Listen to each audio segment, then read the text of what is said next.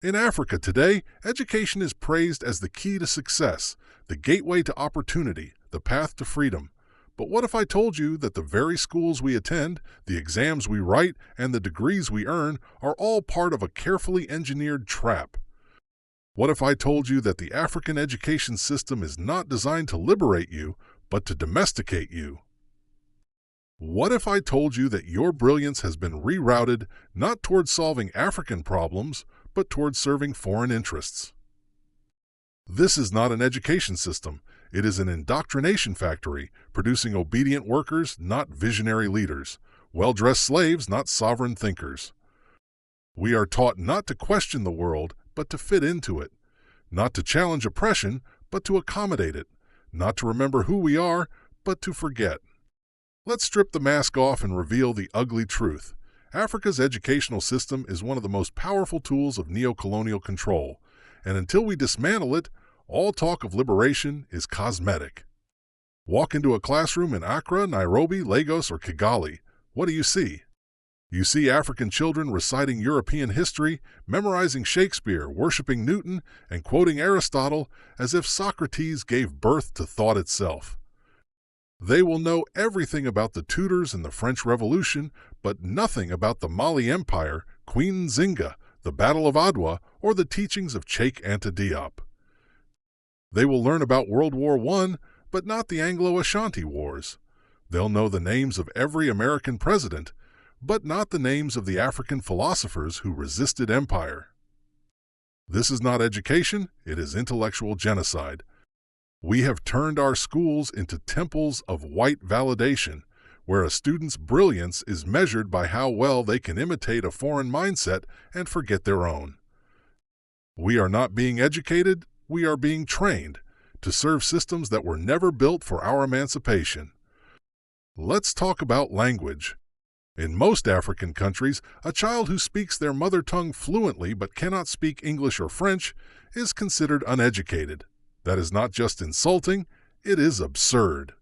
How did we reach a point where our own languages, spoken for thousands of years, used to build civilizations, interpret dreams, and govern empires, are seen as primitive? How did we allow our minds to be colonized at the level of vocabulary? Language is not neutral. It carries worldviews, philosophies, values. When we teach our children that knowledge only exists in the colonial tongue, we are not teaching them how to think, we are teaching them what to think. We are telling them to be intelligent is to sound British, to be correct is to be French, to be African is to be silent. This is not education, this is linguistic slavery. Now let's look at the testing system. Standardized exams in Africa are designed not to liberate minds, but to sort bodies, to create an elite class of westernized Africans who speak the language of the oppressor, carry the degrees of the empire, and become its most loyal gatekeepers. These exams do not measure wisdom, they measure compliance. They reward memorization, not imagination, conformity, not critical thinking. The student who dares to challenge the textbook, to raise indigenous thought, to bring in African epistemology, will fail. And so year after year, our most brilliant minds are filtered out for being too original, too African, too rebellious. The ones who remain, they are promoted, not because they are educated, but because they have been successfully domesticated. This is not education. This is intellectual selection for colonial service. Beyond textbooks and exams lies a deeper layer of indoctrination, what education theorists call the hidden curriculum. This is the unspoken code, the subconscious training that happens in every classroom. Obey authority without question. Respect hierarchy even when it is corrupt. Don't challenge the syllabus. Don't ask where the curriculum comes from. Don't speak unless spoken to. And above all, don't dream beyond the borders of the system. This hidden curriculum is the true lesson of African education, not how to think, but how to survive in a system built on your own erasure. It is the domestication of genius, the burial of boldness, the slow killing of curiosity. But who maintains this system? Who enforces it? Ironically, it is educated Africans themselves, the ministers of education, the university chancellors, the policymakers. many of whom are products of the very system they refuse to question. They wear their PhDs like medals, but those degrees are often just certificates of compliance with foreign worldviews. They speak at conferences about development, but never ask why development remains a Western template. They fund European exchange programs, but not local curriculum reform.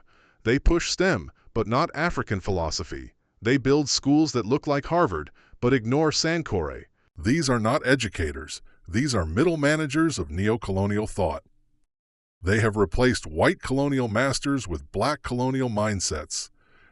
So what is the alternative? We don't need a few cosmetic tweaks. We need a radical overhaul of African education, a revolution of the mind. What does this look like? Curriculum decolonization. Replace Eurocentric syllabi with African-centered ones.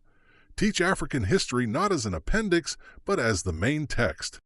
Language empowerment. Elevate African languages as legitimate mediums of instruction and thought.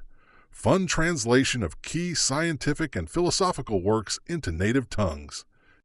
Philosophical awakening. Introduce African epistemologies, Ubuntu, Ma'at, communalism, orality, ancestral wisdom into every subject. Practical sovereignty. Focus education on solving African problems, food systems, local industries, climate, land reclamation, post-colonial justice. Youth revolution. Train students not to memorize content, but to question power, to design African futures, not imitate Western ones. We need education that heals, not harms, that awakens, not anesthetizes, that liberates the African mind, not locks it inside a British prison of thought. Let us not confuse the ability to pass an exam with the capacity to think freely. Let us not mistake fluent English for intelligence. Let us not confuse the school with the source of wisdom. Africa's liberation begins not in parliaments or battlefields, but in the classroom, the very place where the colonizer planted the seeds of inferiority, dependency, and silence. The greatest battlefield today is the African mind, and education is the weapon. It can be used to enslave or to liberate. The choice is ours. Until African schools teach our children who they are, where they come from, and why they matter, then we are not educating them. We are simply preparing them to become polished slaves in a global plantation. If you were educated to forget Africa, then it's time to re-educate yourself to remember her. Share this message. Teach differently. Learn differently. Reclaim the mind, and the continent will follow.